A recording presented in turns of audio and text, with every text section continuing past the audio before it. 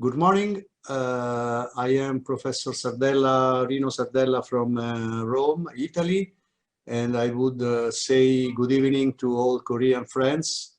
And I would introduce my co-chair, that is Professor Antonio Colombo, and the two speakers, Professor Myung Joo-Yong and Dr. Pieter Stella, that will show their scientific experience about the Cre8 stent, and the two panelists, Professor Chae and Professor Joo-Yong Hahn. I will start with my presentation that is called the Introduction to Cre8 DES Unique Features and its Clinical Result.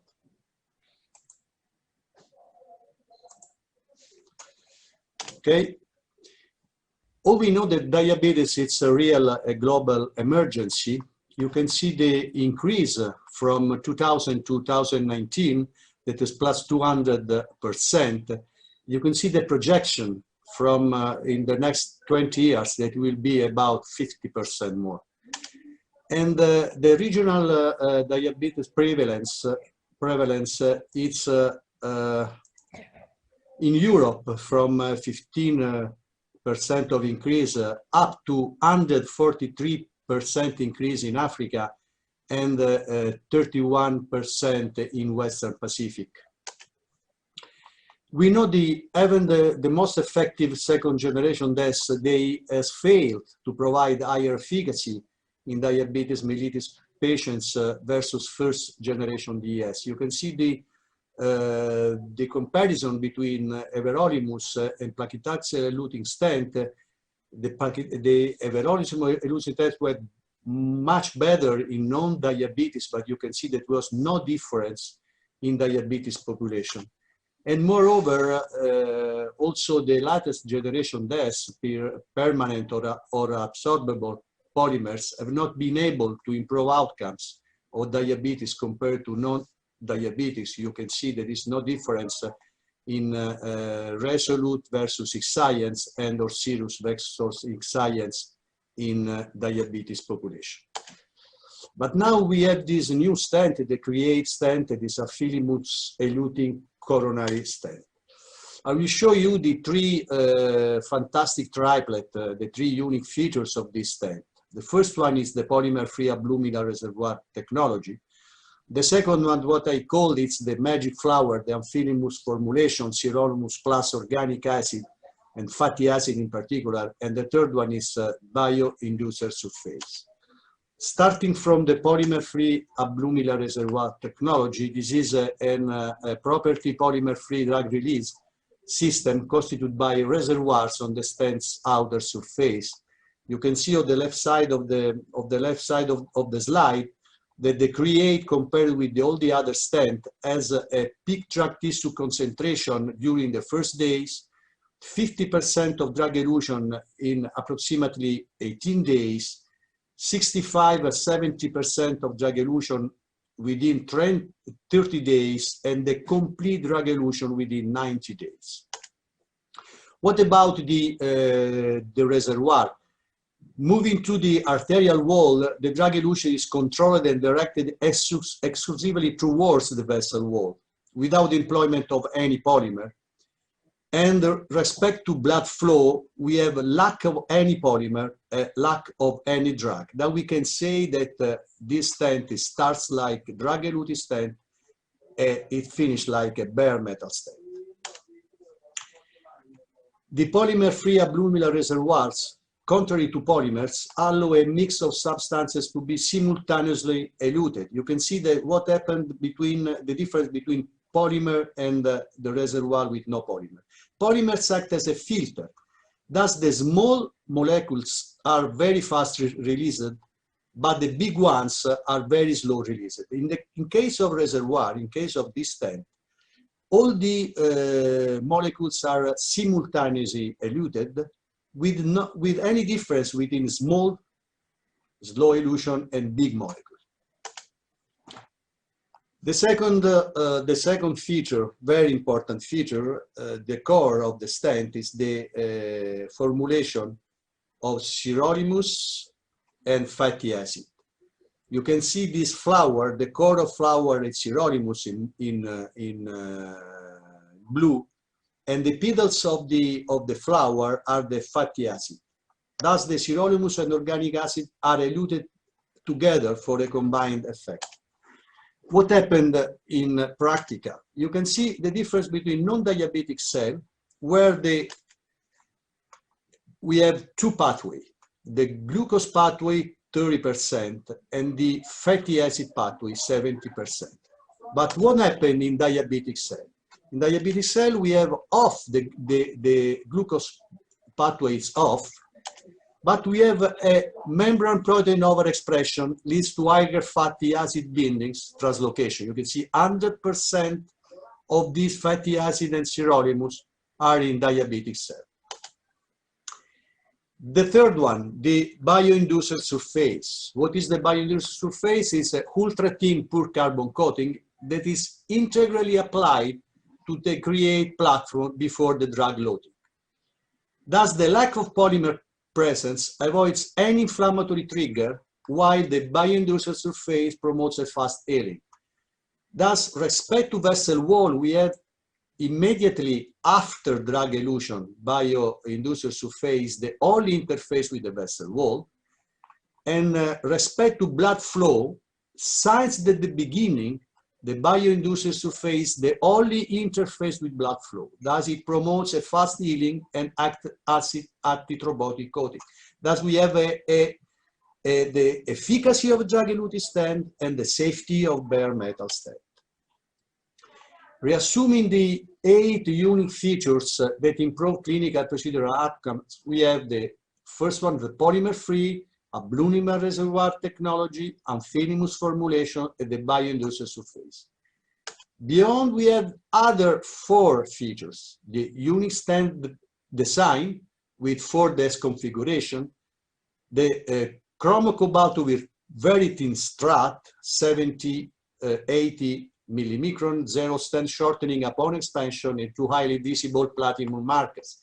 Thus, in terms of procedural, technical outcome and configuration, we can have, for instance, in very small vessel, a maximum cell expansion for side branch up to 2.25 and a max post dilatation DS up to 3. In small vessel, 2.75 and 3.50. In medium vessel, from 3.5 and 4.20. But you can see large vessel, we have the max cell expansion of 3.8 and maximum post dilatation up to 5.50 millimeters. And now we move to the clinical proof that it will be shown by Professor Colombo and Dr. Stella. The first in-man study, it was the next randomized study. The next randomized study, it's a randomized first in human with a primary endpoint, the instant late lumen loss at 6 months. The study has been completed at 5 years. You can see the result in overall population and in diabetes mellitus subgroup. You can see the late lumen loss 0.14 and 0.12 in diabetes mellitus, less in diabetes mellitus than in 16 overall population.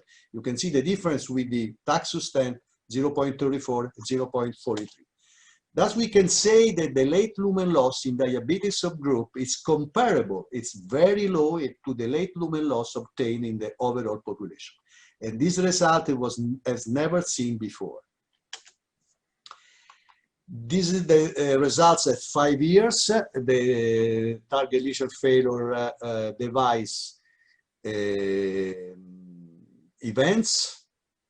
You can see less than 46% in TLR, cardiac death TLR, and less than 39% in TLF. You can see the difference between Taxus and Cre8, but what I have to say is that while no differences were found in terms of dose rate among diabetic and non-diabetic patients treated with the Cre8, this was not true for Taxus. That is, in Cre8, there was no difference between diabetics and non-diabetics in this study.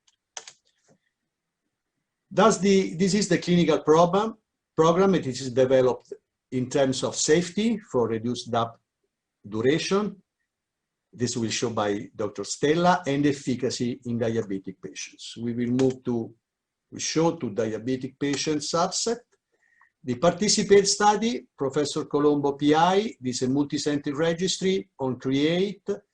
The primary endpoint was MACE at 6 and 12 months. And you can see, as observed in the first study, the QCA was equivalent outcomes from different clinical experience. You can see the QCA in participate was 0.16 compared to 0.12 in next trial that was a randomized trial. And this is the clinical outcome in the participate study. Overall, 2.8% in diabetic, 4.7%. And you can see that was an unchanged clinical performance between diabetes and overall in terms of TLR. The reservoir, it was a randomized trial, non-inferiority compared Cre8 and X-Science. You can see the primary endpoint and neo-intimal volume obstruction assessed by OCT at 9 months. And what we have the primary non-inferiority endpoint was absolutely met. You can see the difference, and numerically it was better in Cre8 than X-Science, 11.97 of volume obstruction compared with 16.11 in X-Science. But what is very important, you can see this result, it's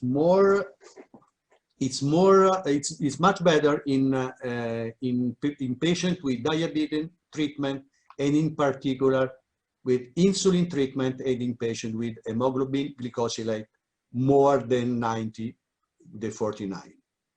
It was absolutely in favor of Cre8. And the reservoir showed us that the Cre8 instant late loss has resulted very low, 0.14, confirmed the efficacy. But what is very important, you can see the standard deviation that is really low. And of course, it highlights the data consistency. You can see the difference between Cre8 and X-Science stent. And again, if we compare the three different core labs, but we had the equivalent outcome, 0.14 in reservoir, 0.16 in participate, and 0.12 in next trial. The Astute, that was Astute, Cre8 versus Inspire. This was we were compared two Italian registries, one with Biolimus and one with Cre8. Same centers and operators, same registry design, so was independent.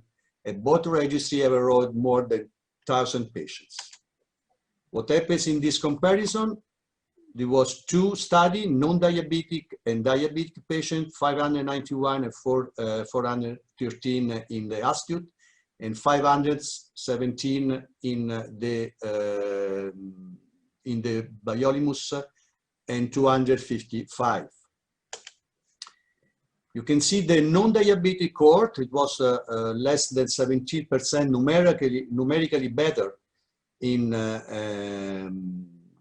the Cre8 group, and TLR less than 50% in Cre8 group. But what is very important, you see in diabetic cohort, again, less than 62% in Cre8 group compared to the other stent, 13%. You can see the difference in terms of TLR, 4 versus 9, and this difference was statistically superior between the two groups of stent. The Astute stent was compared with Rudy-Free, that it's Italian registry, even in this case two Italian registry, BioFreedom and Cre8, Rudy-Free and BioFreedom. You can see there was a propensity matched analysis to compare Cre8 and BioFreedom. The primary endpoint was the TLF at 1 year follow-up. We can see the matched population was showed no difference between Cre8 and BioFreedom in terms of TLF, but you can see with this, we make a subgroup analysis in diabetes mellitus. Of course, if diabetes mellitus was present, the the TLF was, the target lesion failure was in favor of Cre8 stent. And the DAPT duration too, like the 6 months, was in favor of Cre8 respect to biofilm. This is the registry South, the very recent registry published on 2020, the Southeast Asian Registry. It was an all-comer registry with the primary endpoints MACE at 1 year. You can see the 40, almost half of population were affected by diabetes mellitus, and the very high lesion, complex lesion. You can see complex lesion B plus C, it was 85%, at 75% of patients with acute coronary syndrome. The external result, the clinical endpoints at 12 months showed 1.50% of TLR and just 0.75 of subacute thrombosis at 0% of late thrombosis. This was my last slide, and I would move to the presentation of Dr. Pieter Stella with deep dive into the Cre8 randomized trial. Thank you to everybody. Thank you very much, Rino. Very nice, comprehensive overview. Now, Pieter.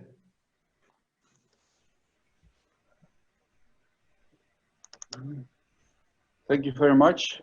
Thank you for the kind invitation. I'm happy to be here and being able to present some additional data on the Cre8 study.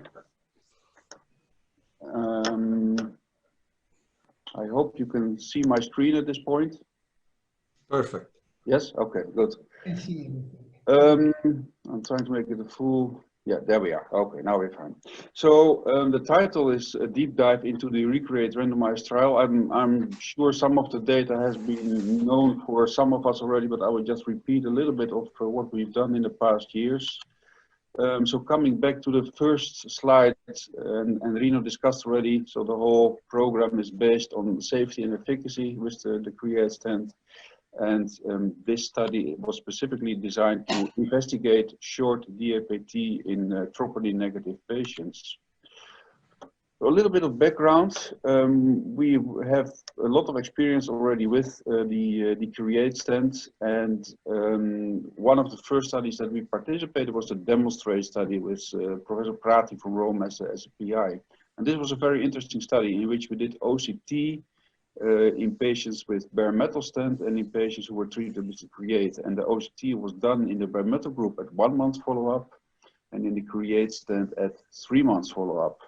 And the aim was to see how the RUT score was comparing between a well-known and safe bare metal stent, where we all at the time were happy with stopping the APT at 4 weeks, comparing with the Cre8 stent. And clinical follow-up besides the OCT was up to 1 year. And as you can see in this slide, the RUT score was not only comparable, but maybe even a bit superior in the Cre8 arm. So at 3 months, the percentage of uncovered stents was less in the Cre8 arm than in the well-known bare metal arm. And also this was combined with a nice efficacy with a low neo-intima thickness of 0.07 compared to the bare metal stent 0.16. So this combined with other clinical experience that we had, we did several patients in which were scheduled for operation in 1 month or 2 months time after PCI. And we used the Cre8 stent and we did OCTs and saw that we had also nice coverage at 1 month follow-up. So this led to the setup of the Cre8 study, where we wanted to compare a well-known polymer eluting durable polymer DES, which at the time was the Zoetromelus eluting stent from Medtronic, which at the time also was the only DES which had CE approval for 1 month DAPT in troponin negative patients. And we want to compare this with the Cre8 stent. So this was a prospective randomized study. Randomization was 1-to-1. And the interesting part is that patients with negative troponin at PCI at enrollment only had 1 month of DAPT followed by just aspirin for the rest of the study follow-up, and 12 months of DAPT according to guidelines in patients with a troponin positive at enrollment. So a primary endpoint was target lesion failure, and patients are had a follow-up until 3 years. The 1 year follow-up was presented at TCT 2 years ago, and the 3 year follow-up is just being gathered, and hopefully we can present and publish this very soon. Just to let you know that this was a real all-comers trial, so everyone was included who was admitted for PCI in our center, and this was in all other centers as well, in total 3 study centers in Europe. So we had type B and C lesions in almost 60% of the patients. We had almost more than 20% of bifurcations. We even enrolled almost 7% of CTO lesions, which also then only got 1 month of DAPT. Some left mainstem as well. And the total stented length in both arms was very long. So per patient had almost 48 millimeters of stents. So real all-comers, real-world study. So the 1 year follow-up again was presented already at TCT, and this met the non-inferiority endpoint as predefined, so comparable results for target lesion failure in both arms. If we are now going to look into the, which is more interesting, the part in the patients with just 1 month DAPT, you can see it was quite a high number of patients, almost 60% in both study arms. We saw that in the Cre8 and the Resolute arm, in the Cre8 we had 2 acute stent thromboses, and after DAPT cessation, we had 1 stent thrombosis at 45 days and 1 very late at 320 days. And we had 4 late stent thromboses in the Soterolemus arm. So again, seeing in this graph, acute 0.23, subacute also, which is probably more technical related, and then 0.45 late stent thrombosis, 0.90 in the Soterolemus arm. So I think the conclusion can be that in both stents it was quite safe, but it seemed, although very low numbers, it seemed less in the Cre8 arm.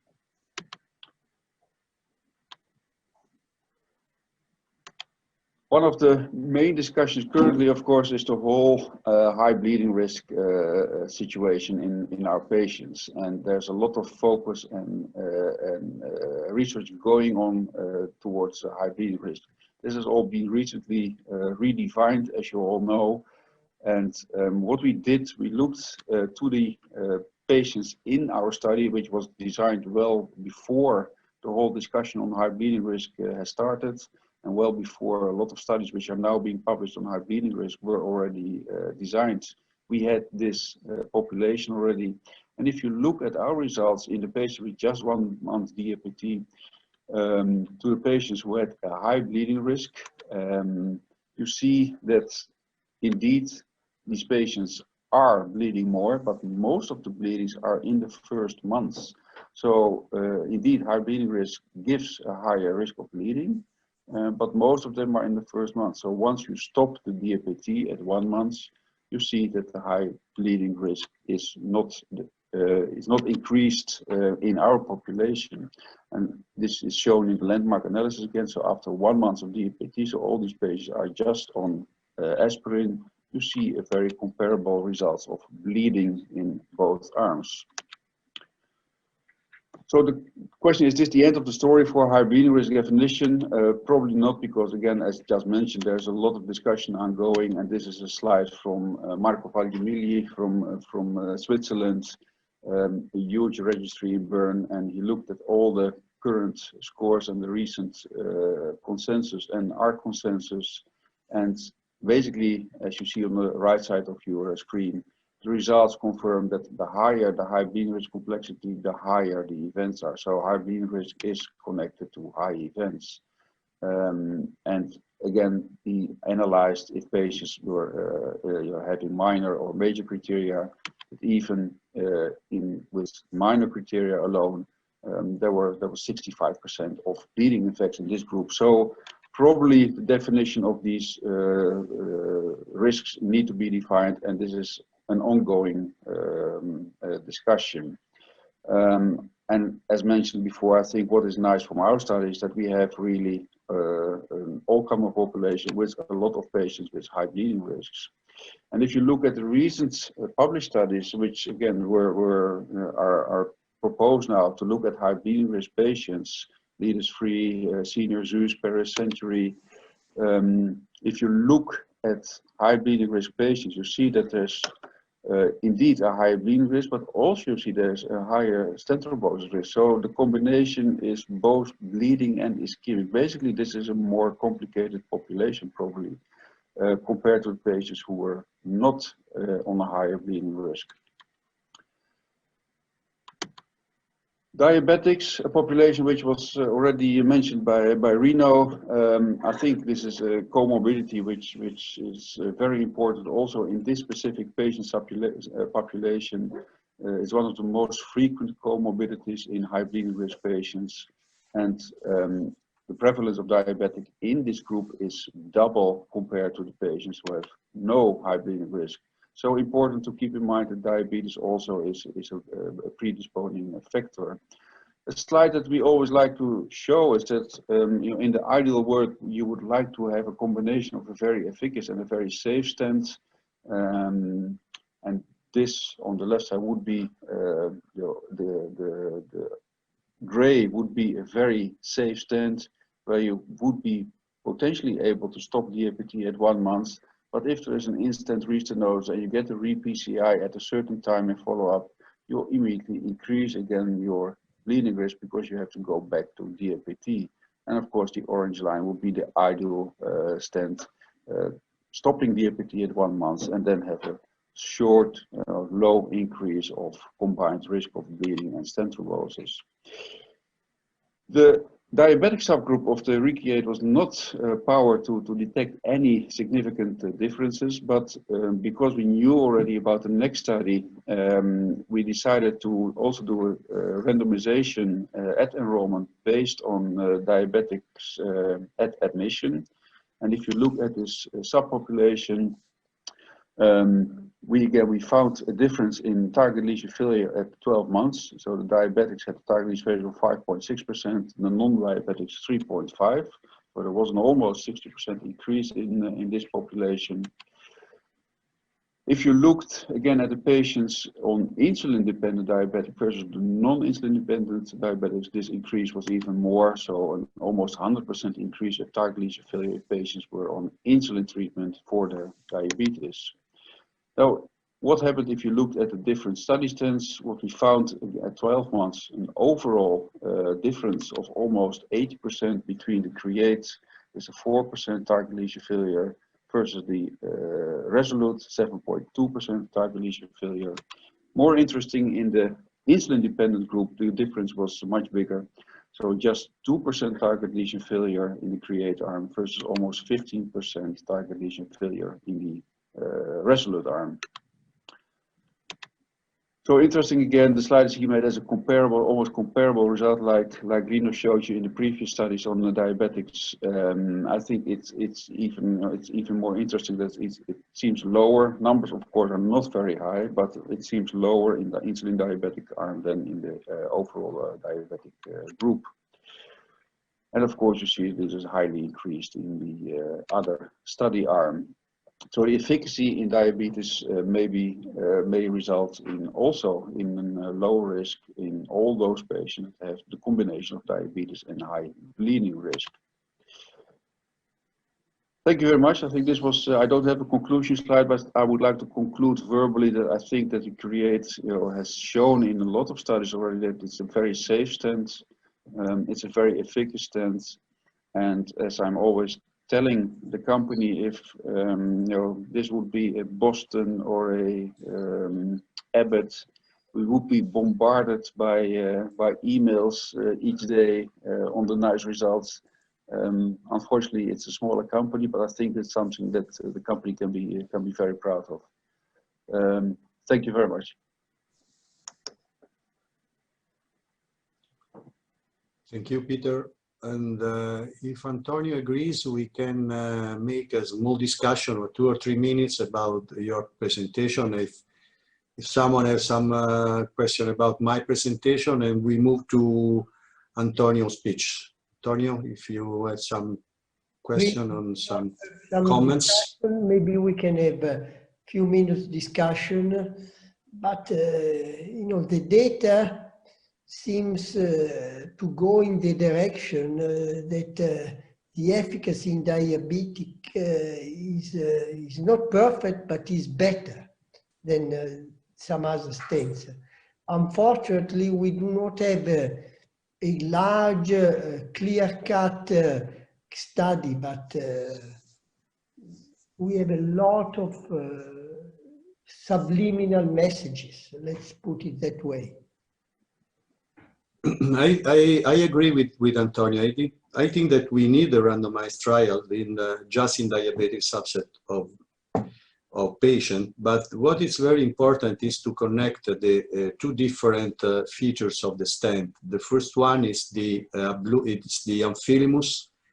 It's the fatty acid and Amphilimus formulation. I think that if we start from this technical aspect, we can understand why this superiority of this stent is not by chance. It's not, but it could be explained. And as Peter has showed us a very important message, in particular the last message that you've seen the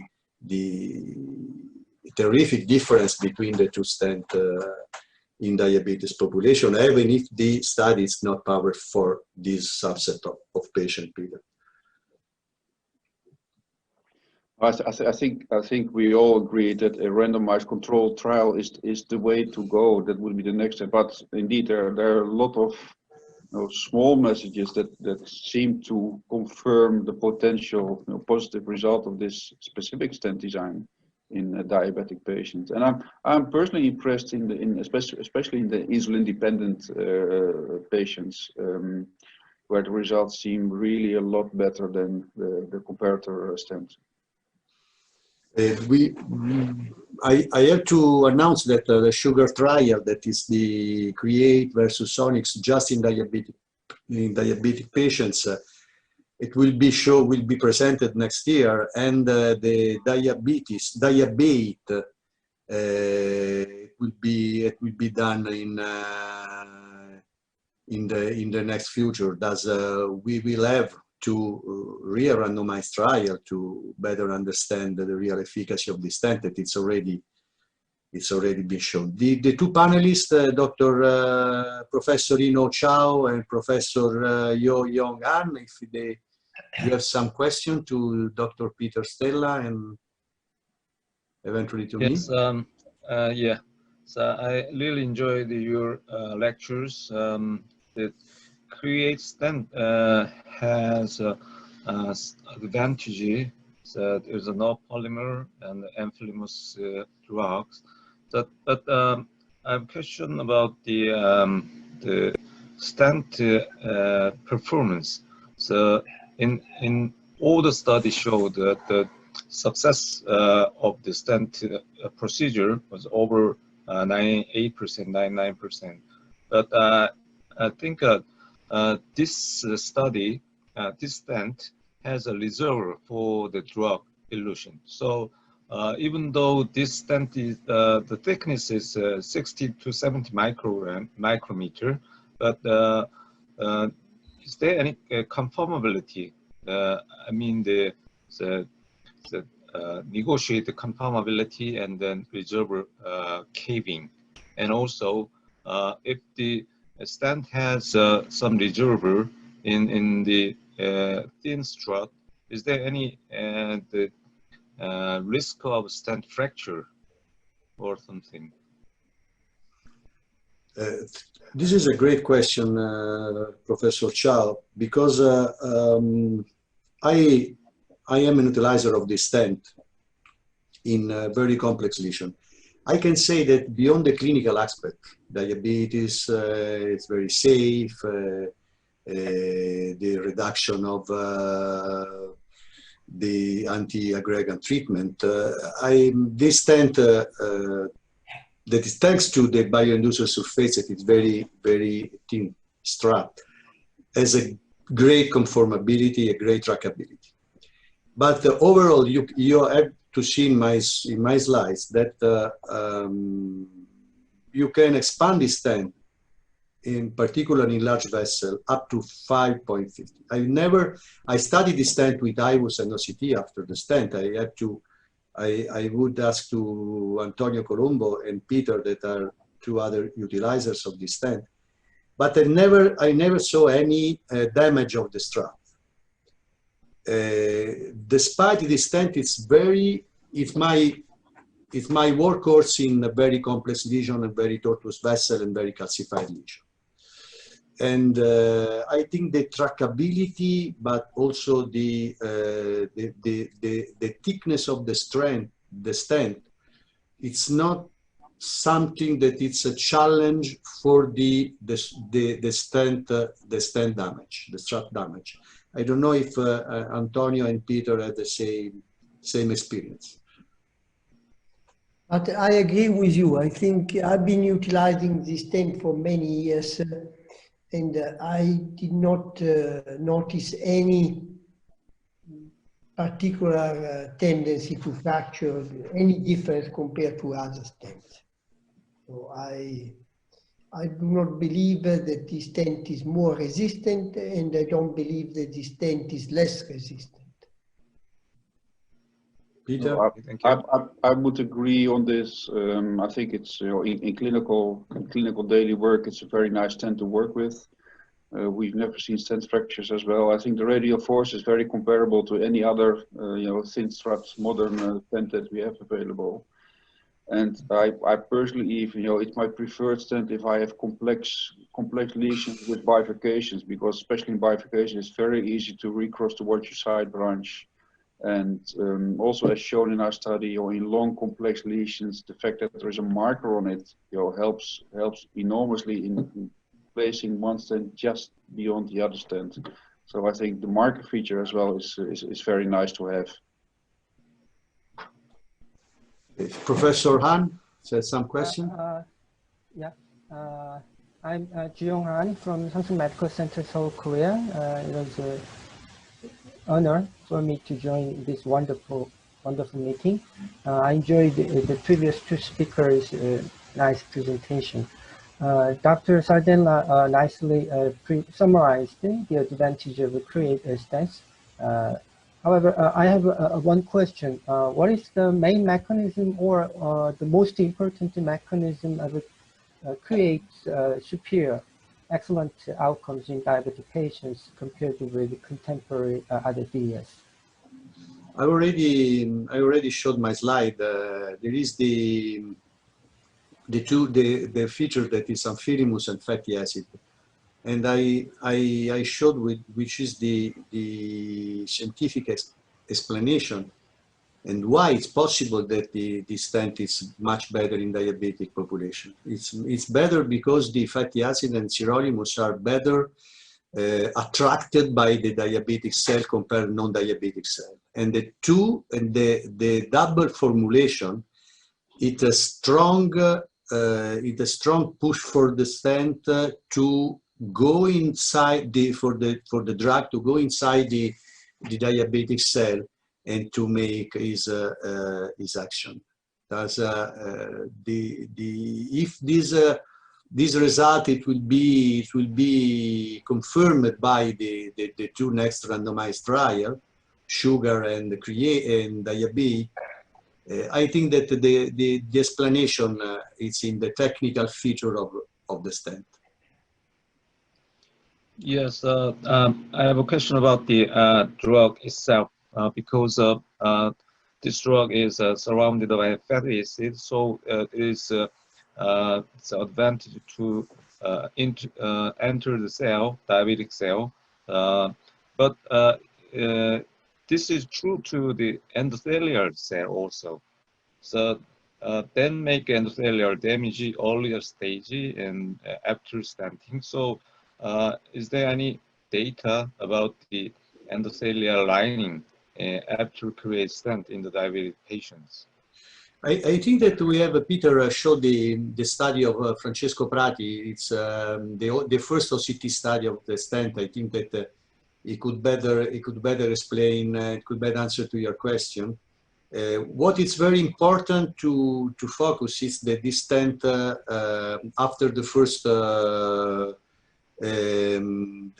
months it's finally a bare metal stent, because the fact that it's all the drug is toward the vessel wall, and it can lose the inflammatory trigger in this case. And for the struts, Pieter, if you can explain the roots score of that Francesco Prati showed in his OCT study to explain to answer to the question of Professor Chae. Yes, so I think basically there's a couple of aspects. First of all, the drug is eluted outside towards the vessel wall. So the fact that it would come in contact with the endothelial would be strange, because the stent design is not that way. Secondly, what we look, because there's this bioinducer surface in the luminal side of the stent, this should enhance the endothelialization, and this is basically what we found in the demonstrate study. So the endothelial coverage of the stent was comparable to the one of a bare metal stent at 1 month, looking at OCT at 3 months. And the RAD score, it's complicated, but you look in a cross section and you look how much of the stent in that cross section is covered or uncovered with stent. It's a well-known score, and again, important. The message is important that it was comparable, maybe even a bit superior to the bare metal stent on endothelial coverage at 3 months. And the demonstrate showed these results in this study. Okay.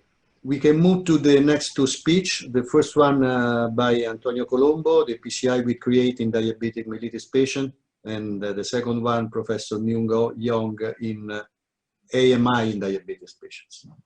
Okay, Antonio. Okay, thank you very much. Let me just open my presentation. Okay. I'm going to go to more practical aspects to show you some cases. So of course, I'm not going to pretend by showing the follow-up to give you a scientific proof. Nevertheless, sometimes we like to see even anecdotal cases with all the limitations that anecdotal cases present. I have nothing to disclose regarding this presentation. So this is one patient, I call it case A, nothing specific except diabetes mellitus, middle-aged gentleman with disease in the right coronary. You see severe lesion and a disease in the distal circumflex, relatively smallish vessel. This was treated in the usual fashion. We pre-dilated with a non-compliant balloon. Then we proceeded to implant a Cre8 25 12 atmospheres. Then we treated the most distal lesion, which is usually the opposite. We always tend to treat the most distal lesion first, but in this case, we treated the proximal first. We did a provisional technique, just protecting the posterior descending. I must say the stent crossed the deployed stent quite easily. Then we opened toward the posterior descending with a non-compliant balloon, and then we performed the standard kissing inflation at relatively low pressure. These we have final result. As Pieter said, the presence of the marker is very nice because not only when you have multiple stents allows precise placement, but also the post-dilatation of the stent is performed very comfortably because you really see where the stent starts and where the stent ends. So this is the final result, and proceed to the left system, distal vessel. We went with a direct stenting. We post-dilated with a 2.5 balloon, 16 atmospheres, and the final result in the distal circumflex. We have angiographic follow-up at 2 years. This patient was part of the participate study. You see maintained excellent result in the right coronary artery and on the circumflex. Of course, I'm not claiming that performs well in diabetic patient based on this anecdotal case. Nevertheless, it's pleasant to see this result. This is another gentleman, 73-year-old person with insulin-dependent diabetes, underwent prior surgery with implantation of a mechanical prosthesis and has chronic atrial fibrillation in addition. So 2 reasons to receive oral anticoagulant. Relatively acceptable ejection fraction with some valvular disease. Here you see a severe stenosis in the proximal circumflex, big vessel with some other disease more distally. The lesion was pre-dilated with a 3.5 non-compliant balloon. Then Cre8 3.5 was implanted, and another stent more distally, 3.5. The stent was post-dilated with a 4 balloon, 18 atmosphere, and the distal stent was also post-dilated with the same balloon at 16 atmosphere. Here you see very nice result, of course, a big vessel. The patient was discharged on warfarin, aspirin, and clopidogrel. For 1 month, he was given triple therapy.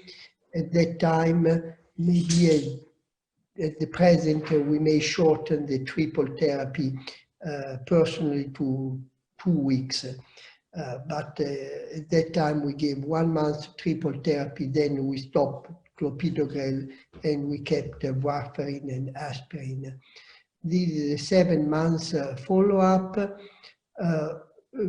Was triggered by some heart failure, and they discovered a lesion in the LAD, but the two lesions in the circumflex were acceptable. There is some late loss in the proximal circumflex, but nothing significant.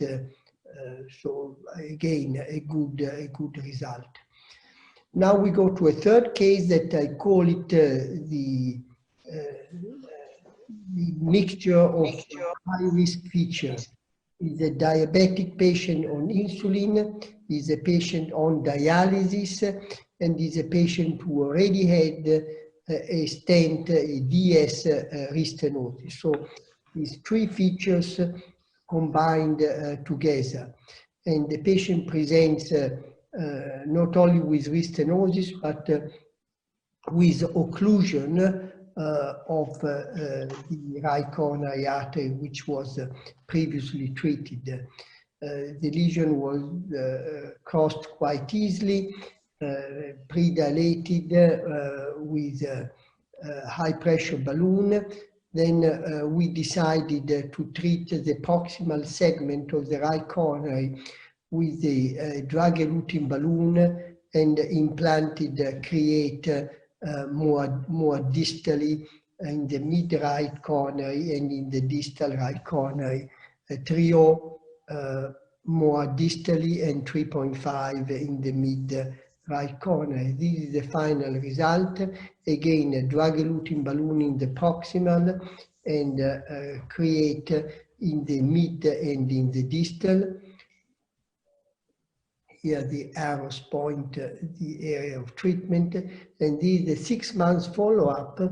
I must say that except for this focal narrowing at the junction between the Cre8 and the drug-eluting balloon area, everything looks pretty acceptable. There is again a pretty significant late loss, but nothing I would call it critical, except, as I said, the focal lesion. And again, we are dealing with the worst of the worst, diabetic, dialysis, and prior restenosis, not simple restenosis, but total occlusion.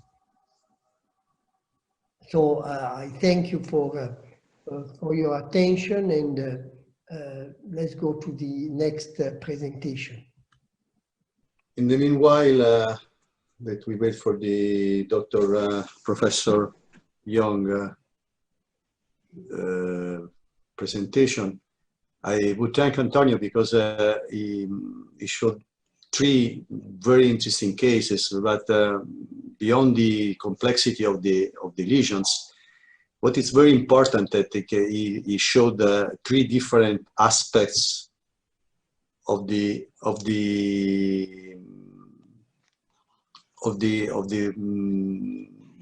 possibility of stent implantation, the PCI complex lesion, but not only. In the second patient, the anticoagulation.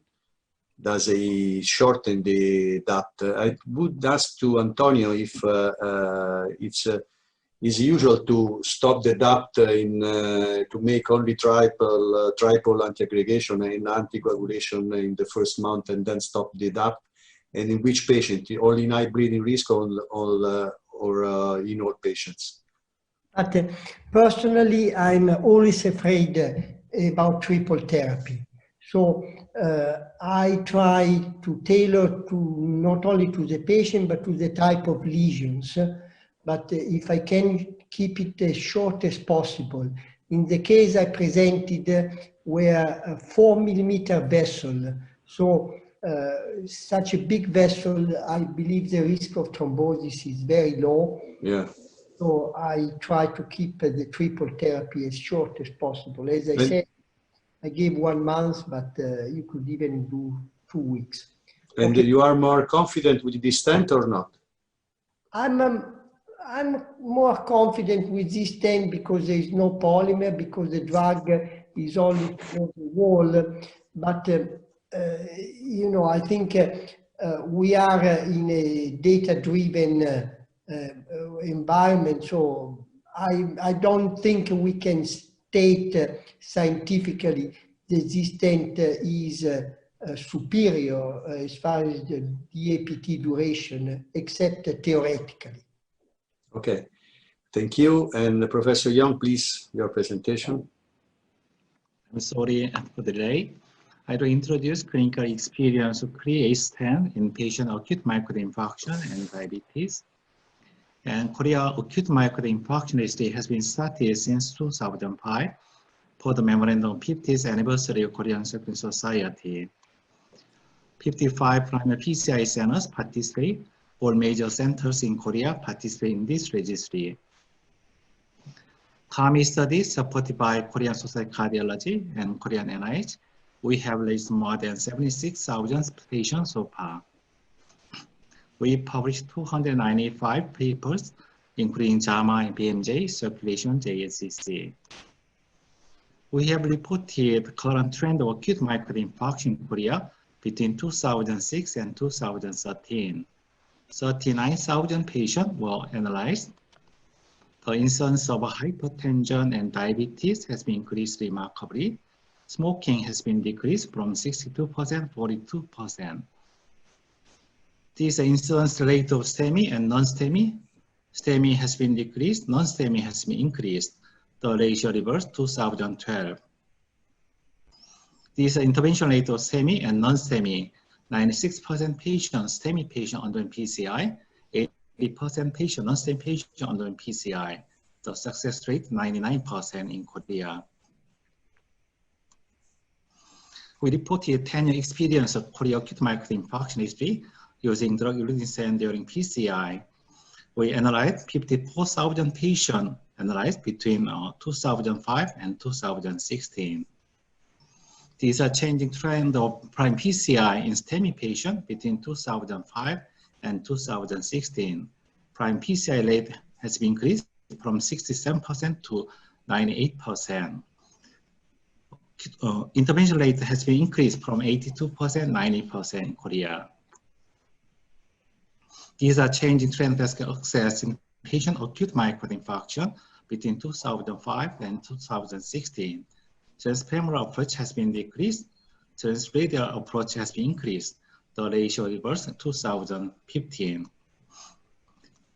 Especially non-STEMI patient transradial approach has been increased. In my hospital, more than 90% patient underwent transradial intervention in STEMI and non-STEMI patient currently. These are changing trend one-year mortality in patient, STEMI and non-STEMI between 2005 and 2016. 1 month one-year mortality has been decreased from 11% to 6%.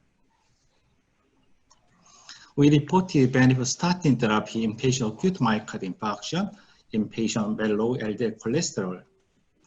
Statin therapy in acute myocardial infarction in patient with very low LDL cholesterol level less than 70 associated with developed MACE in statin therapy group.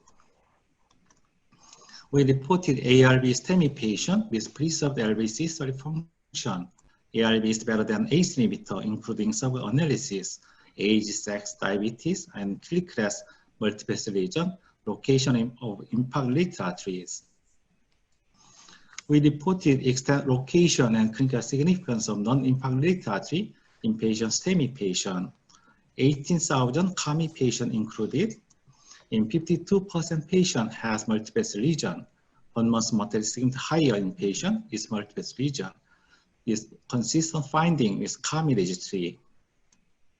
We reported multiple PCI in STEMI patient suffering from cardiogenic shock.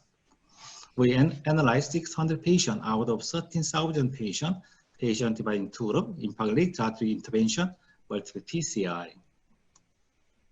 Multiple PCI associated lower developed MACE, 1-year mortality compared with impact literatory PCI according to various methods of statistic analysis. We compare short-term clinical outcome between ticagrelor versus clopidogrel in patient acute myocardial infarction underwent successful intervention. All-cause mortality were not different between ticagrelor and clopidogrel. However, TIMI major minor bleeding risk increased in ticagrelor compared to clopidogrel. We compare prasugrel versus clopidogrel in Korean patients with acute myocardial infarction underwent successful intervention. 6 months clinical outcome including cardiac death, myocardial infarction, stroke, TBR was not different. However, in hospital bleeding complication, TIMI major minor bleeding complication is higher in prasugrel. We reported associated potent P2Y inhibitors with ischemic and bleeding outcome in non-STEMI patient. We analyzed 4,000 patients out of 13,000 patients and divided in 2 groups, potent P2Y inhibitor and clopidogrel. MACE was significantly higher in clopidogrel compared to potent P2Y inhibitor. However, potent P2Y inhibitor associated higher bleeding risk. Therefore, we propose practical guideline of P2Y inhibitor in acute myocardial infarction underwent PCI with Japanese group. We propose new KAMI-DAPT score for guiding P2Y inhibitors, including ischemic risk and bleeding risk simultaneously. Total score was between -6 and 12 points.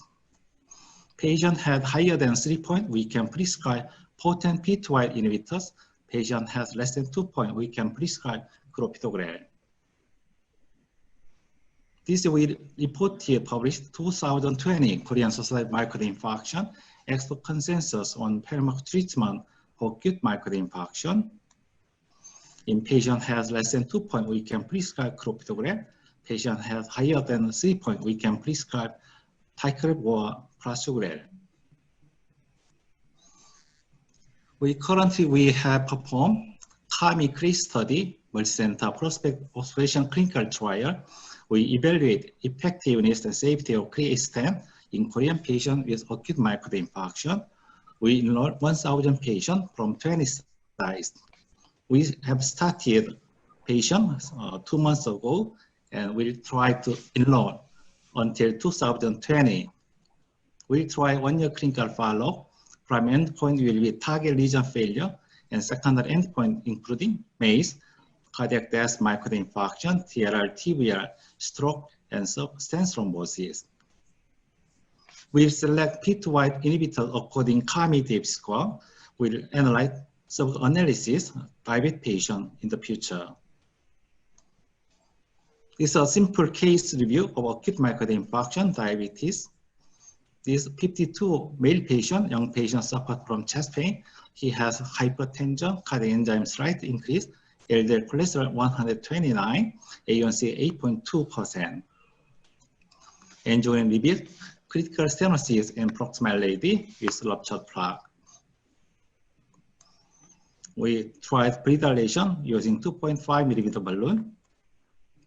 We placed Cre8 stent 3.5 by 20 millimeter successfully. This is a final angiogram. We calculate KAMIR-DAPT score according to kamirscore.com. You can calculate very easily through website kamirscore.com. So the patient score was 2 points, so we can prescribe clopidogrel instead of prasugrel and ticagrelor in this patient. This is a future clinical perspective polymer-free Cre8 stent in patient acute myocardial infarction and diabetes. We can shorten the duration 3 months or 6 months versus 1 year.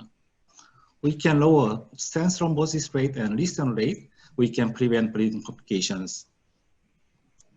Thank you for your attention. Thank you, Professor Jeong. If Antonio and Pieter has some question to Professor Jeong or the panelists. I would thank you very much for this wonderful presentation, huge numbers and a nice overview. So you ended with a very provocative slide with going towards 3 months or 6 months or 12 months of DAPT in acute MI patients, right? Yes. So on what decision, how are you going to base a decision to go towards potentially 3 months of DAPT in acute MI patients? So your 1 month data, DAPT squad paper published in your group, and maybe 3 months may be safe in patient low risk bleeding patient. So we can select prasugrel and ticagrelor, so we can shorten the duration using potent P2Y inhibitor less than 6 months. Okay.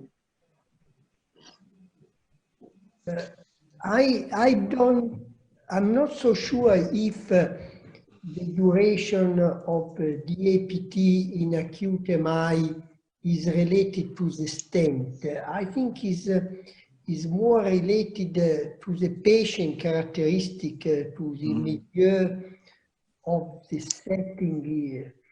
So I would say no matter what, unless the patient is high risk for bleeding, I will try to prolong DAPT, unless the patient is very high risk of bleeding. So do you recommend aspirin clopidogrel at least 1 year? Yes, I think your data may reflect also a higher susceptibility of Korean population to antiplatelet agents, because all the studies, even older studies, tend to highlight more responsiveness to Korean population to antiplatelet. According to my KAMI experience, after 1 year, we can prescribe monotherapy, aspirin or clopidogrel alone. So patient has MACE-free survival is very high. So we can recommend recently monotherapy after 1 year. So we can try short-term duration using polymer-free stent, such as Cre8 stent. In Korea, stent thrombus rate is very low, 0.3% in acute myocardial infarction. I think that the clinical problem, the major clinical problem in this case is to, as Pieter showed in their slides, according to the Marco Valgimigli's paper, that we don't know yet who is the high bleeding risk patient. Yeah. Because after the ARC Bleeding Research Consortium, we excluded from the high bleeding risk all the patients with minor criteria.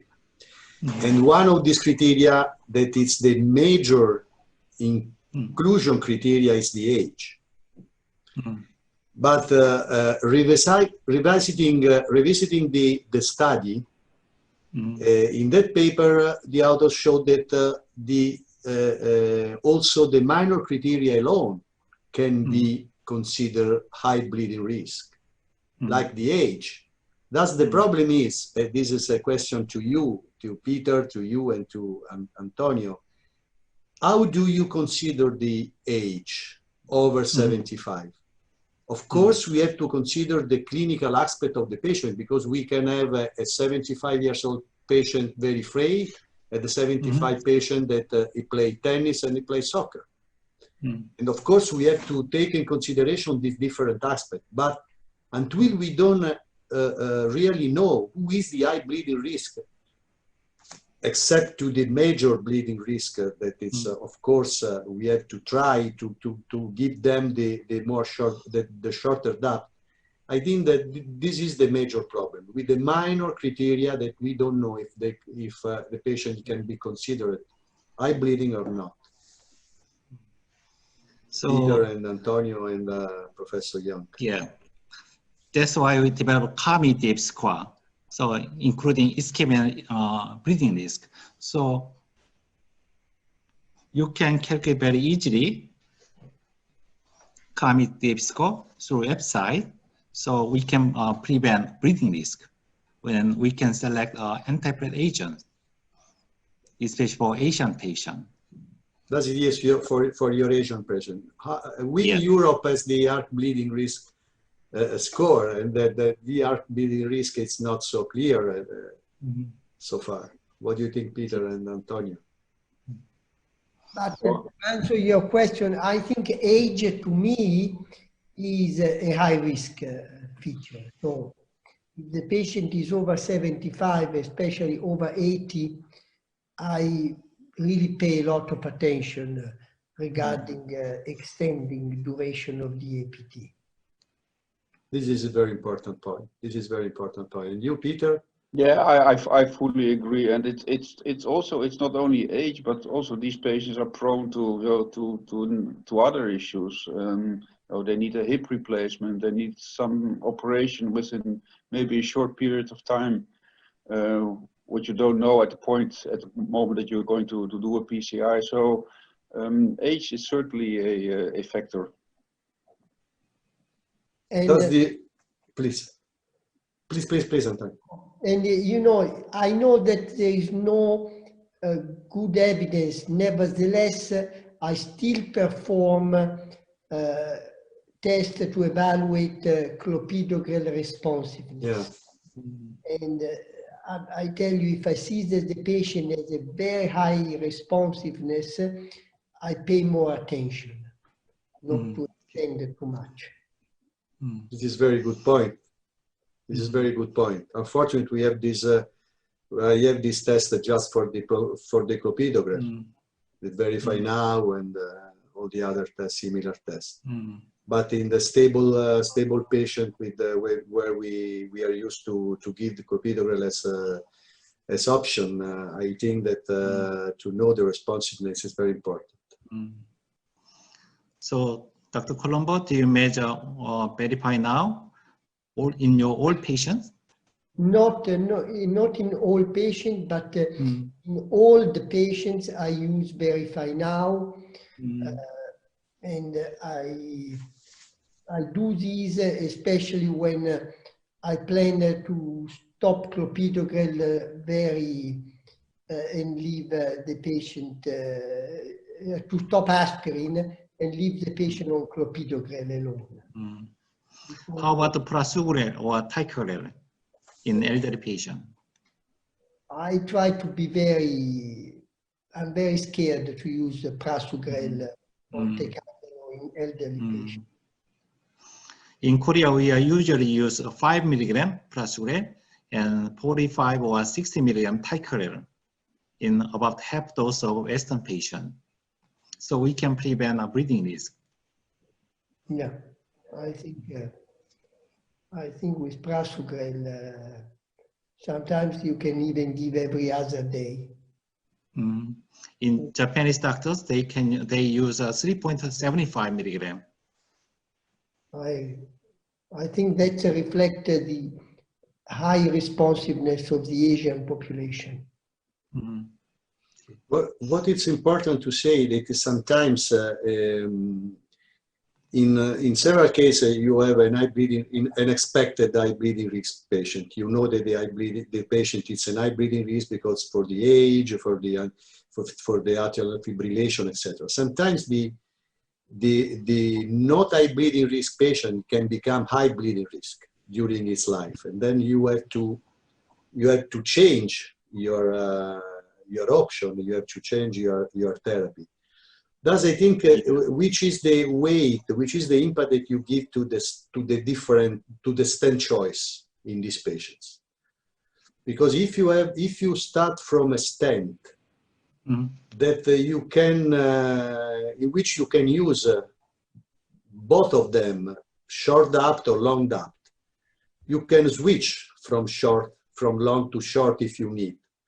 Yeah. If you don't use a stent that you have no evidence that you can shift and you can change your option, I think that's a little bit difficult. Thus, I think that we have to take in consideration that in old patient or something like that, you need to shift from one therapy to. You can start from long therapy. You are forced to change your therapy. That's, I think, that the stent choice is important in this. Yes. In this case. But we have previous experience of Onyx-1 study. So in a patient had high bleeding risk, we can prescribe just 1 month DAPT. And actually, I have developed polymer-free stent in my university hospital. So we are trying OCT study, 1 month, 6 months, and 12 months. So according to OCT finding, we can shorten DAPT duration, especially in polymer-free stent. I think 1 month or 3 months is enough in patient is polymer-free stent. Is my experience. Yes, I think the argument of Rino. I think that's exactly why we are here today. It's if you have the option of a stent in which you know it's safe to have short DAPT, it's very important. And also, if this patient has no high bleeding risk, it's fine to continue 12 months or even 24 months if there's an indication or you feel better. But indeed, to have an option of a stent which potentially allows you to have to give you all choices, I think that's the most important message. It's another point is to understand and to know which is the real short DAPT. For some studies, short DAPT is 3 months. For other studies, short DAPT is 1 month. Now, recently, all the recent study, they went to the short DAPT. The real short DAPT is for the high bleeding risk. It's really, it's in my opinion, it's 1 month DAPT, because 3 month DAPT it's not so short. But I don't know if you agree. And not all stents has been tested for this really short DAPT therapy, and not in really high bleeding risk patient. Not all the stent have been tested in all KAMIR population. For instance, as the stent, the Cre8 has been studied from by Pieter. Okay. So we expect short duration of the APT using Cre8 stent, especially in diabetic patient. If the two panelists have some question to Professor Colombo and Professor Jeong, Professor Chae, you have some question? I don't have a question, but I really enjoyed Dr. Colombo's great cases. So it's very extremely high risk patient, especially dialysis patient with diabetes. So I'm really impressed. Thank you for sharing your cases, Dr. Colombo. But I think you people in Korea that have a great tradition to do a key randomized study, you should consider launching a randomized study in maybe high-risk diabetics. Yes. To create versus another stent. If you take really high-risk diabetics, complex lesions, maybe you don't need too many patients to show a difference. But I encourage you to launch this study. You are pioneers in randomized study. Yeah, Dr. Chae, Professor Chae is an expert. So Professor Chae will try RCT in the future. Yes, thank you. Thank you for your suggestion. Thank you. Professor Hahn? Yeah, I have a question to Dr. Jeong. In your slide, you stated the duration of DAPT as 3 months, 6 months, and 12 months. So is there any criteria to determine the duration of DAPT in your study? Yeah, so we can try several analyses according to patient characteristics and lesion characteristics, and then KAMIR-DAPT score. So we can need more data in the future. So now we just started clinical trial, so we can try randomized clinical trial according to IVUS or OCT findings. So we need your help, and Dr. Colombo suggests RCT, so we can try in the future together. Do you, Professor Jeong, in your experience, in STEMI patients, of course you make a difference between high bleeding risk and not high bleeding risk, but you don't think that you have you have to make a difference between non-STEMI patient and STEMI patient too, or it's all acute coronary syndrome, you treat all acute coronary syndrome in the same way? Yeah, there's a difference from between STEMI and non-STEMI. In Korean patient, long-term clinical follow-up, non-STEMI patient showed higher mortality than STEMI patient.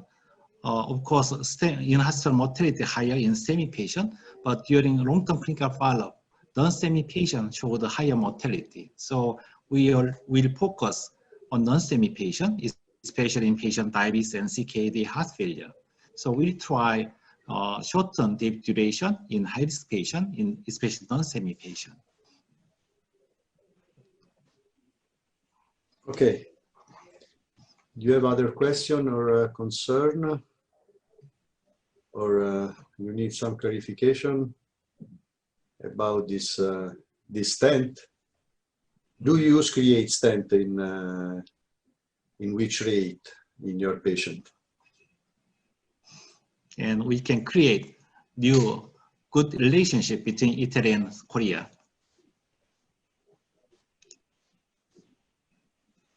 Okay, Professor Hahn, Professor Chae.